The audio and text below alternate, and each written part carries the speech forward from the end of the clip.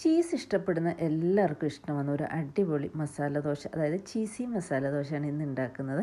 അപ്പോൾ എങ്ങനെ ഉണ്ടാക്കുന്നത് നോക്കിയാലോ. അപ്പോൾ അതിന് ആദ്യം തന്നെ പൊട്ടറ്റോ കുക്ക് ചെയ്യാൻ വെച്ചിട്ടുണ്ട്. ഇനി നമുക്ക് അതിന് വേണ്ടുന്ന മസാല റെഡിയാക്കാം.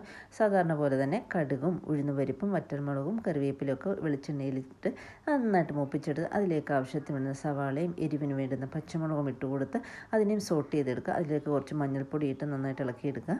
ഇനി അതിനകത്ത് നമ്മൾ വേവിച്ച് വെച്ചിരിക്കുന്ന കിഴങ്ങ് നന്നായിട്ട് പൊടിച്ച് ചേർത്ത് അതിലേക്ക് ഒരിത്തിരി ചൂടുവെള്ളം ചേർത്ത് അതിന് ഒച്ചൊന്ന് ലൂസാക്കി എടുക്കുക കേട്ടോ. ഒരുപാട് ലൂസും ആവേണ്ട, ഒരുപാട് തിക്കും ആവേണ്ട.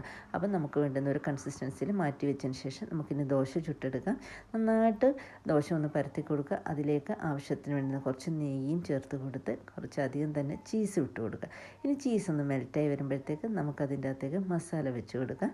നമ്മുടെ അടിപൊളിയായിട്ടുള്ള ക്രിസ്പി ആയിട്ടുള്ള നമ്മുടെ മസാല ദോശ റെഡി ആയിട്ടുണ്ട് കേട്ടോ. ഇനി എഗ്ഗ് വേണം എന്നുള്ളവർക്ക് ഒരു പുളിസയും കൂടെ ആയാൽ അടിപൊളിയാണ് കേട്ടോ.